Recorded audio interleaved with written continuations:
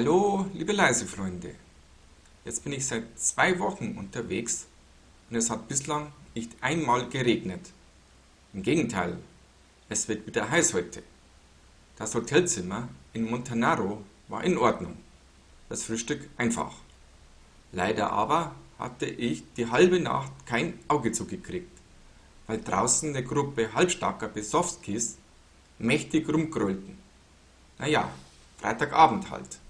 Diesen Tag will ich nach Turin, eine ganz besonders kunstreiche Stadt. Dazu mache ich allerdings erst einmal einen Umweg nach Nord, um dann über Valpiano von Nord her in die Stadt einzuradeln. Das erspart mir das Radeln auf den Hauptzugangsstraßen. Nebenwege sind da leider keine. Schon gestern zeigten sich hinter Crescentino die ersten größeren natürlichen Laubbäume. Heute bleibt es bis Turin aber flach. Allerdings weichen die Felder immer öfters Fertigungshallen.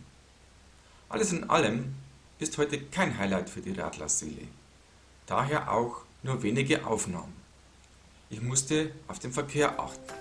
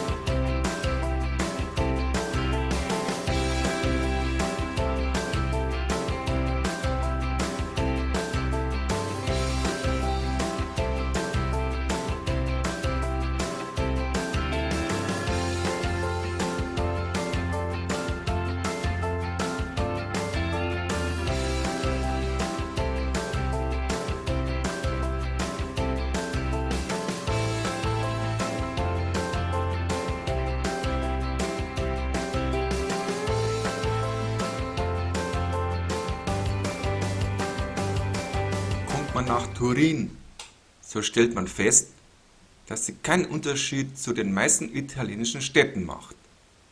Innen hui, außen pfui. So beeile ich mich, die verwahrlosten Trabantensiedlungen zu queren, um mich sogleich von der Innenstadt begeistern zu lassen.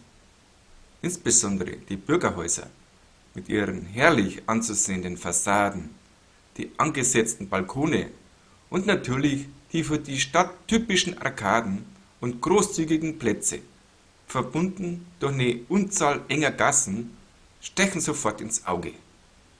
Dazu typisch italienisch der Mix aus Verfall und Renovierung. Zum Radeln ist es nicht ganz so einfach. Die Pflasterplatten sind oft holprig. Zudem fällt die Orientierung aus dem Kreuz und Quer der vielen Gassen schwer. Für den heutigen Tag werde ich mich zunächst auf die Kirchen beschränken und fange auch gleich damit an. Und zwar schon auf der Strecke, sozusagen zum Anwärmen. Hier in San Benigno Cavanese, die Kirche Abbiata di Frutaria. Scheinbar eine Dorfkirche, tatsächlich aber mit weitreichender klösterlicher Geschichte, und zwar seit dato 1003.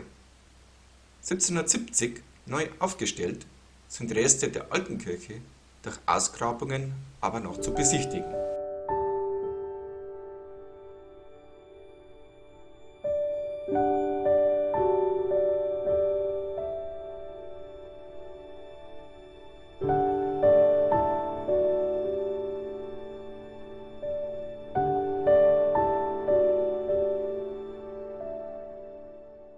Nun aber ins Eingemachte.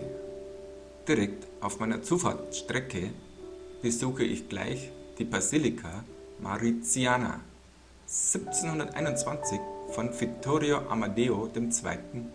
An gleichnamigen Orden übergeben, dessen Name sich aus dem Zusammenschluss der jeweiligen Mönchsorden Heiligen Lazarus und Mauritius ergibt.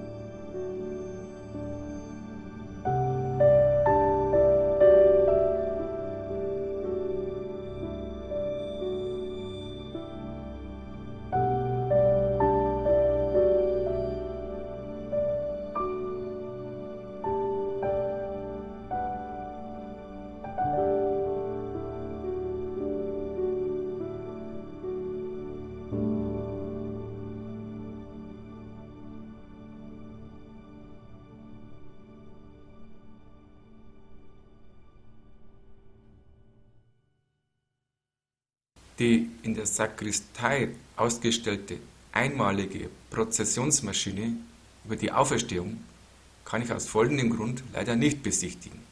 Pour nos prières personnelles, dans le silence de notre cœur, adressons-nous au Seigneur.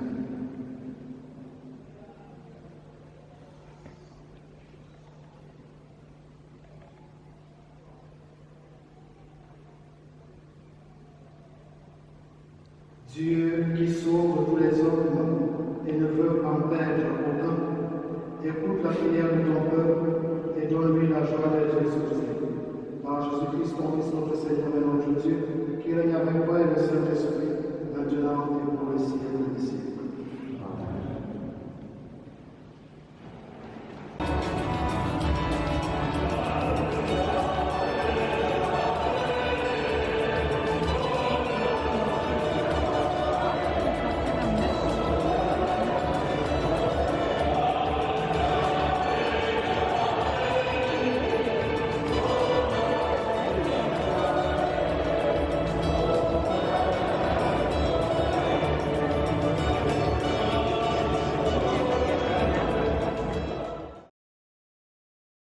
Hier strahlt die Kuppel der Kapelle des Grabtuchs im neuen Glanz, nach über 20 Jahren Renovierungszeit. Die Kuppel wurde 1997 bei einem Brand stark beschädigt und eben gerade erst im Sommer 18 wurde die Kapelle wieder für den Publikumsverkehr freigegeben. So ein Glück für mich! Die Campanile ist der älteste Teil und stammt aus dem Jahre 1469, der barocke Aufbau aus dem Jahre 1723. Der eher schmucklose Dom mit Marmorfassade stammt aus dem Ende des 15. Jahrhunderts, beinhaltet aber schöne Seitenaltäre in den Nebenschiffen. Die neu eröffnete Kapelle ist allerdings wieder mal ein Schmuckstück sondergleichen. Dazu zählt auch die einmalige Konstruktion der Kuppel, von Guarino Guarini 1682 vollendet. Das früher nur in Kopie sichtbare angebliche Leichentuch Jesus ist jetzt hinter Panzerglas zu besichtigen. Das Interesse scheint aber eher mäßig.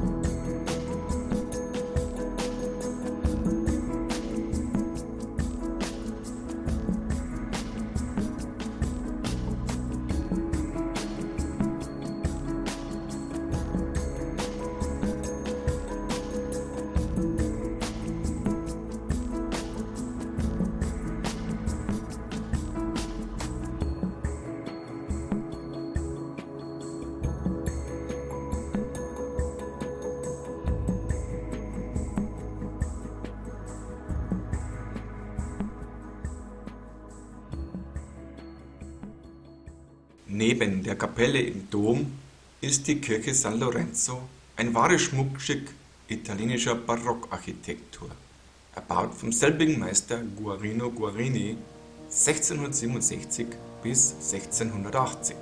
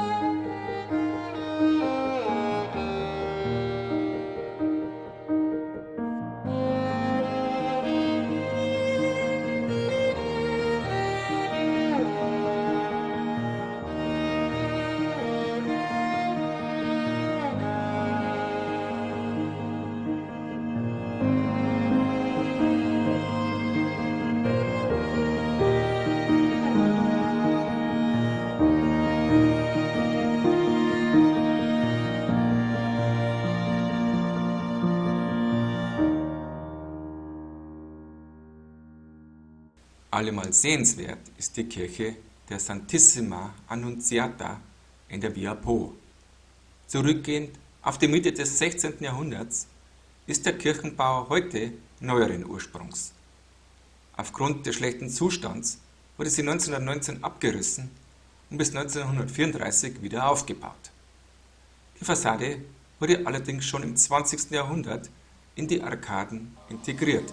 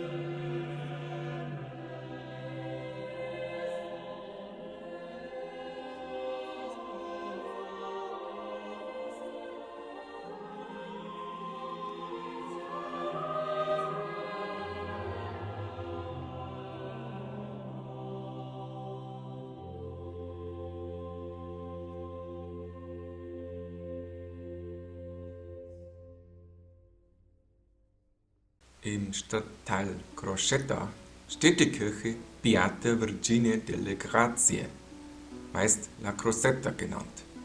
Anfangs des 19. Jahrhunderts erbaut, nach länger währendem Streit zwischen den Orden der Trinitaner und Filipinos. Sie beinhaltet mehrere Kunststile.